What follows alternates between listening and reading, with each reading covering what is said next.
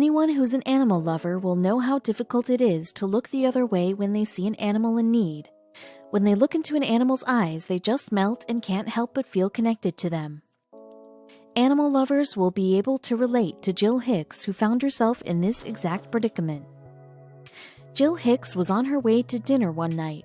She was going to meet her friend Jan, and she was driving down the motorway to the restaurant.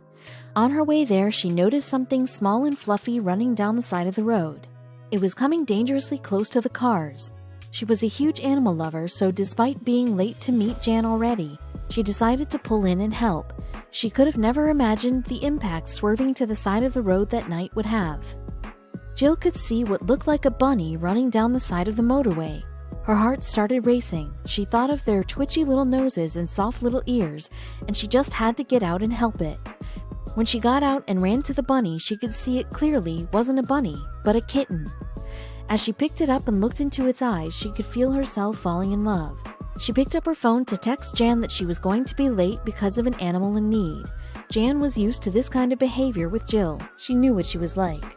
What happened when she put the kitten in the back of her car made Jan extremely anxious. When Jill put the kitten in the back of the car, she began to make it abundantly clear that she was not happy. She was leaping all over the place, clawing at the upholstery and looking completely startled. Jill started to fret. If this is what the kitten was like in the back of a car, what was it going to be like around her 3 other pets at home? Jill was about to find out in the worst way possible. When Jill got the kitten home, she was taking no risks. She went into her garage, which was separate from the house, and made up a box for the kitten. It looked like it had tired itself out and was more willing to be calm at last. When she heard the door creak open, pandemonium ensued. Jill's dog Bob had a nose like a bloodhound, despite being a West Highland Terrier, and when he ran into the room, he could immediately smell something wasn't right. He ran straight up to the kitten and started howling with his hair standing rigid on his back. The kitten leapt out of the basket, hissing, and Jill had to grab her to keep her safe. She slashed Jill's face in the process.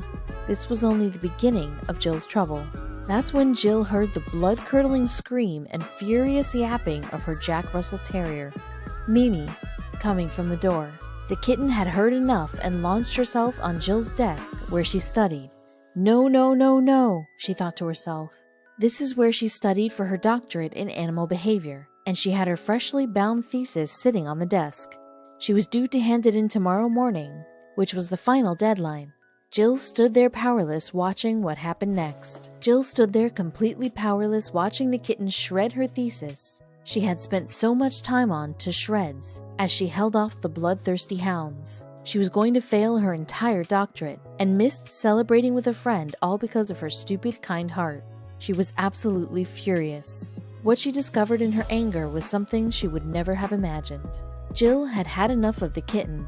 Despite being an animal lover, she was now set to fail her doctorate unless she could sort out a miracle before tomorrow morning at 10 a.m. Her best friend Jan was also sending her texts like, "You're such a bad friend. I bet you wished I was a kitten, Jill." Well, guess what? Kittens won't hold your hair back as you throw up while crying about your breakup with Damien. Jill felt terrible. She sent a picture of the cat to Jan. "I'm sorry, gal. I just can't say no to that face," the annoying animal lover replied. Jan, who was an accomplished wildlife observer, instantly noticed something odd about the kitten. After Jan told Jill to post the cat's photo in a specialist wildlife group on Facebook, she received a response that turned her blood cold. Turns out the adorable little bunny that Jill had swerved in from was in fact a baby bobcat. Yikes. Her kind heart really dropped the ball on that one. The man on the Facebook group suggested a wildlife sanctuary that dealt with wild cats like bobcats. Jill called them up, and within the hour she was there with the kitten at the doorstep.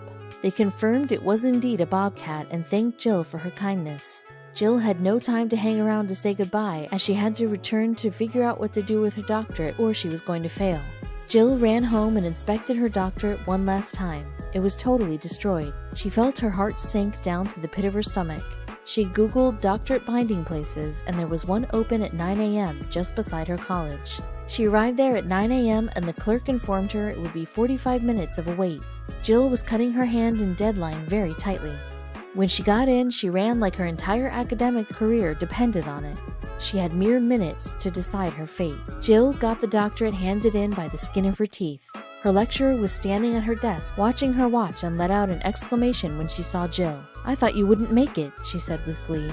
What a stupid woman, Jill thought. Despite uploading her soft copy more than 2 weeks previously, Professor Growney was very old-fashioned and insisted that it was both the hard and soft copy to be in on time, or you were not considered to have submitted anything.